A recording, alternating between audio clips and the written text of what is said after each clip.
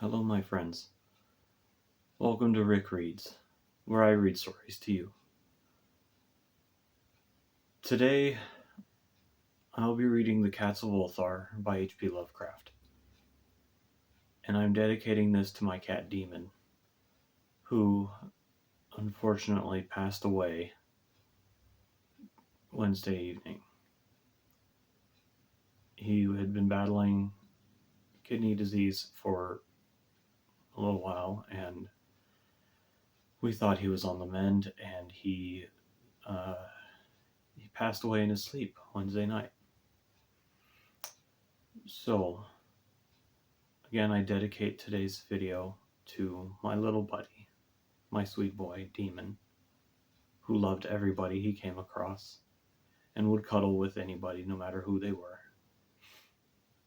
and would play with whatever toy you gave him, and would cuddle up with you while you were sleeping, and always made an effort to let you know that he loved you and that everything would be okay. So, The Cats of Ulthar by H.P. Lovecraft.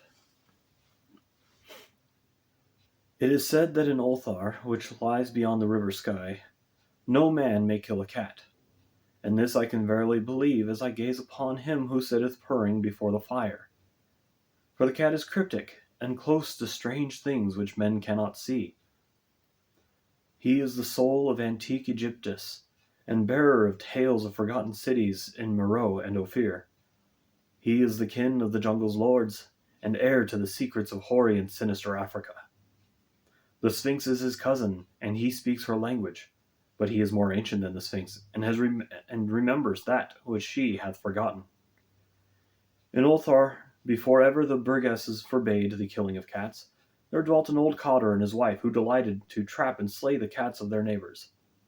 Why they did this I know not, save that many hate the voice of the cat in the night, and take it ill that cats should run stealthily about yards and gardens at twilight. But whatever the reason, this old man and woman took pleasure in trapping and slaying every cat which came near to their hovel. And from some of the sounds heard after dark, many villagers fancied that the manner of slaying was exceedingly peculiar.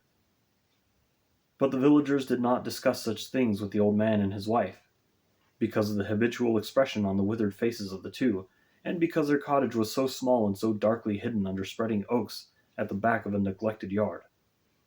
In truth, much as the owners of cats hated these odd folk, they feared them more, and instead of bearing them as brutal assassins, merely took care that no cherished pet or mouser should stray toward the remote hovel under the dark trees.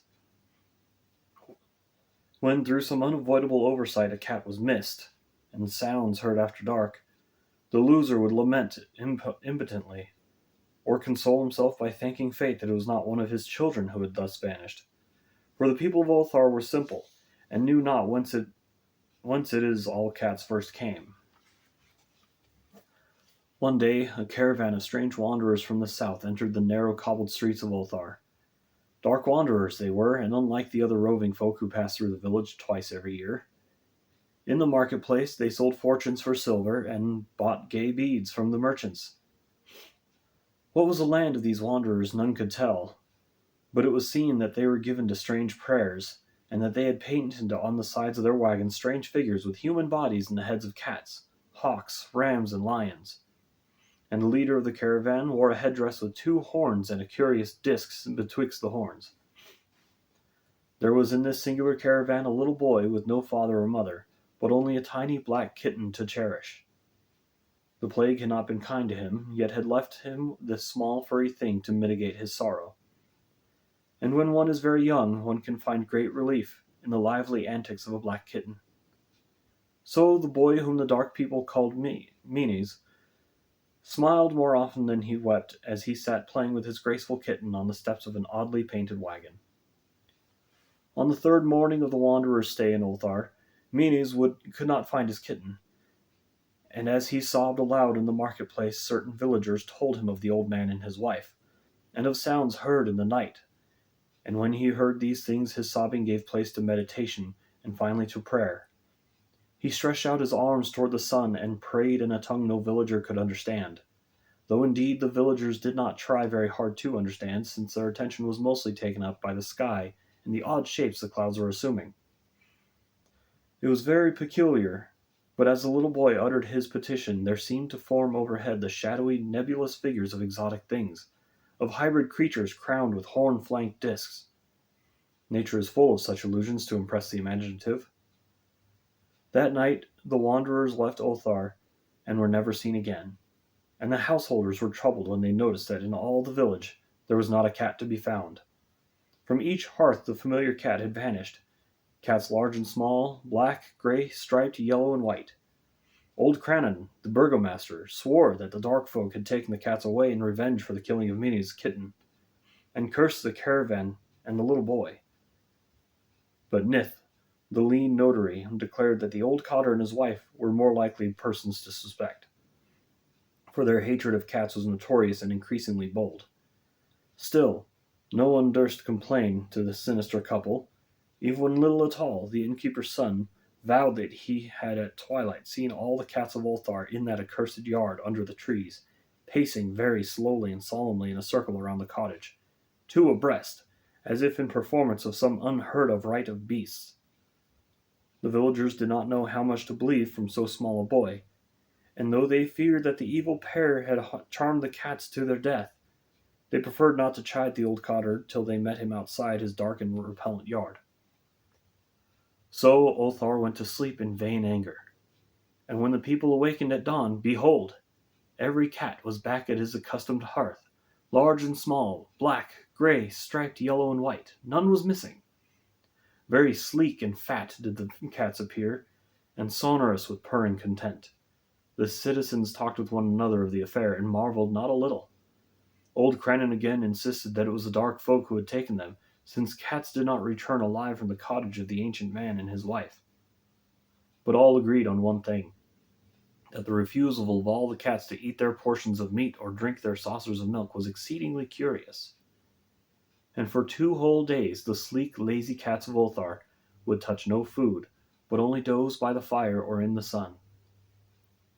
It was fully a week before the villagers noticed that no lights were appearing at dusk in the windows of the cottage under the trees.